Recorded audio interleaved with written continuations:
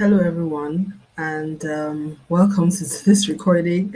My name is Shola Bulu, and this is a session focused on understanding brand strategy and marketing communications. It's actually a prelude to our upcoming um, brand strategy and marketing communications course, which is coming up on the 25th of September. So this is some of the things that we usually do just to make sure that we provide some context. So I'm going to try to make this very short because, as you can see, it's a recorded video.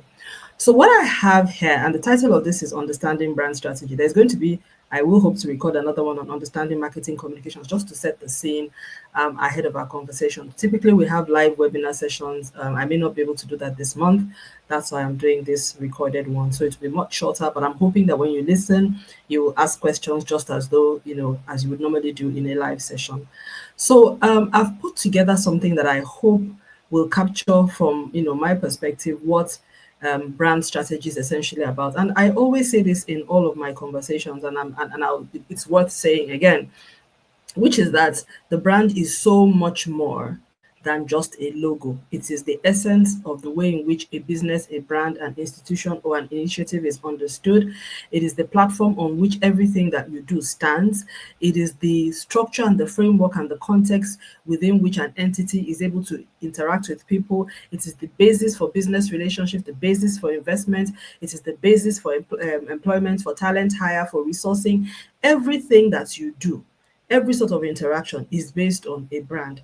I mean, I'm involved in certain activities at the moment where we're trying to work with a number of partners to execute a number of things. The first thing we want to know is, who is this firm? What do they stand for? What is their history? What have they done before now? I mean, you have to do your due diligence, and the due diligence is always tied around, the concept of what the brand is and what it stands for and what it represents. And once that information is available in a very sequential manner, it's easy. But when the information is not there, you're asking questions, there are no answers, there are no responses, you become a little bit, maybe these are not the kind of people I want to work with. So the history of a brand, the narrative that is out there that is publicly available, the testimonials that people have, not just what the brand says of itself, but what other people validate, or, the interactions it's had, the photographs we see online of, who they interact with, what they do, how they show up in the marketplace, how the communities and people around them interact with them, all of that constitutes the how would I say, the body of knowledge around the brand, and it also dictates the way in which we deal with them. I mean, again, like I said, I've been in conversations recently when I've had to speak with people who are known brands and people who are not so known, and I know that the conversations are different. The level at which we start, the professional respect in which, there's just a whole lot of dynamics that is in place when you are dealing with a known brand as opposed to an unknown brand. There are certain questions you will not ask a known brand, you know and there's a lot of questions that you ask an unknown brand. So I just want to set the scene for that so that we understand that the brand is not logo. I really need people to understand that. I hear people saying, oh, I want to do a new brand, and immediately they're talking colors and logos, they're talking about designs, they're not even thinking about what is the business going to do, who is the target market, how will we reach them, what is the messaging, what is our differentiator. They're not looking at any data or any analytics to look at, how does this brand feature in this market, who are the market leaders in this brand, how does this brand stack up, do we have what it takes to be a leading brand? Are we going to be a mid-level brand? Are we going to be like low-end brand? Are we high-end? Are we premium? All of those, that conversation is missing.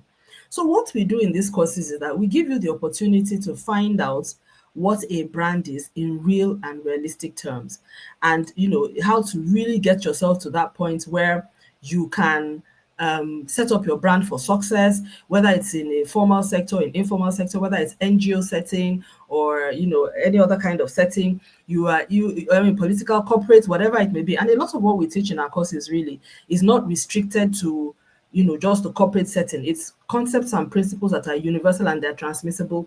I mean, you can transfer it across different sectors, and that's one of the reasons why I personally, as SA, not even as my corporate brand, I'm able to move across sectors to a very large extent simply because, I understand the concepts and the principles, and they are applicable across board.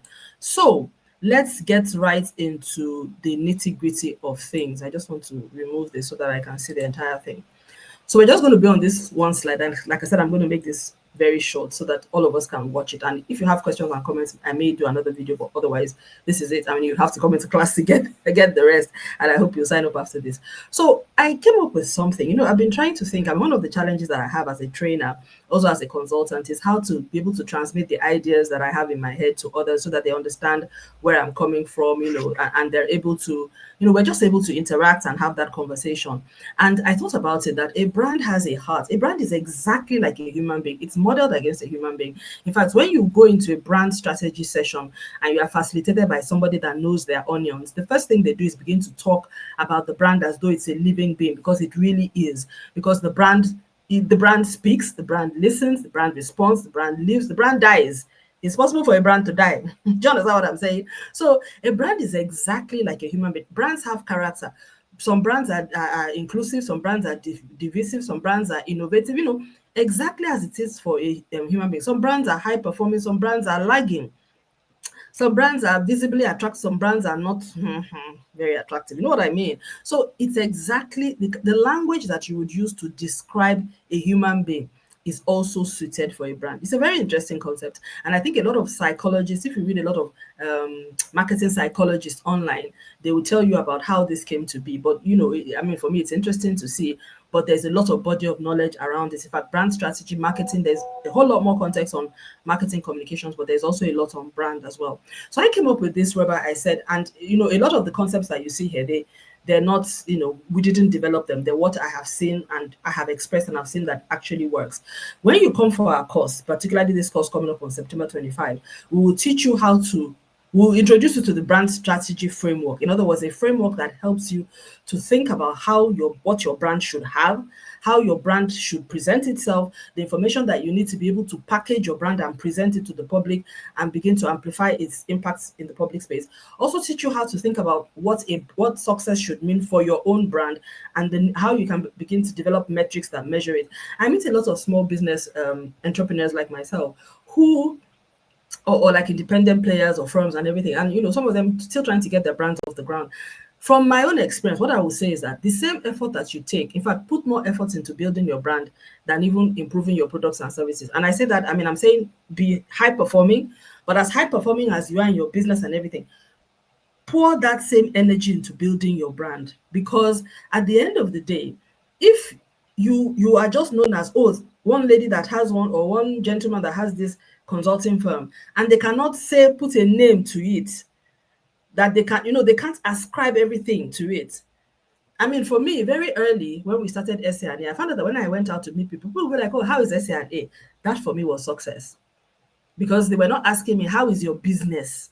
They were asking me, how is SA&A? So that told me that in their minds, and these are people who have known me as Sola for like decades. So in their minds, they know that Sola is doing something, and that thing is called SA&A. What is that? We're building a brand. That was and this is from my friends who normally have other things they call me. Do you understand? So they had recognized that there's an entity that is in place that is different from Sola. Yes, Sola is like the custodian, the founder, the visionary, and all of that. But they understand that it's a living, breathing entity. So when they want to ask about Sola, they ask about Sola. When they want to ask about SA&A, they ask about SA. Man, that for me was success, big success. 2 years in. So now I'm sharing. So on those courses, we teach that entire framework. The framework that we used, by the grace of God, to set up SA&A, the framework that we used to, we also used to help other brands in terms of relaunching and all of that. And I would like to say something. I mean, for us at SA&A, we have, the brand is following the strategy that was set for it. We have never, it's not our intention to be a household name. It's not our intention to be a mainstream player. We intend to be a niche player. We intend to operate with a very, very niche set of audiences, people with specific problems who require strategy solutions and independent thought leadership thinking at a very high level in either the corporate space, in the business, institutional space, and NGO sector space across countries in Africa and beyond. It's a very niche space. So a lot of the target, we also don't intend to be everything to everyone. We don't intend to work. So for us, you can't give me a target of saying until I am like X, Y, and Z brand that everybody knows, because that's not our vision. That's not our brand. But within the metrics that we set for ourselves, we know what success looks like. So, and if we're playing in that space, and as long as we're playing in that space and we're hitting those metrics, we're successful, because that is our brand strategy, and that fits into our overall business strategy. Are you understanding me? Now, this comes from a very reflective process. It's not just from you just sitting down there and saying it must be like this, it must be like that. You must have gone through a process where you yourself are thinking about this is what this business or this brand should be, and this is what we need to do. Now, if you're working as somebody who is working in an organization where it's not your own business, you're an employee, these are questions you need to have. So I think this framework, this is just like an abridged version of what we would normally share in the sessions when we have the sessions. But I just said I should just put it in a way that I think makes sense. And I have to stop this pretty soon. I'd like to go for much longer, but I'm on the clock here. So I broke it down into the heart and soul, the mind and the body. So the brand, the questions that you need to solve to be able to have a good brand strategy and be able to develop a brand that you can push out is: what are the values and the character of the brand? What is the ethos of the brand? What's the personality of the brand? What does it like to do? Is it an outdoor brand? Is it a rugged brand? Is it a gentle brand? Is it an innovative brand? Is it a thought leadership brand? Is it a knowledge brand? Is it an action oriented brand? There's so many things like that.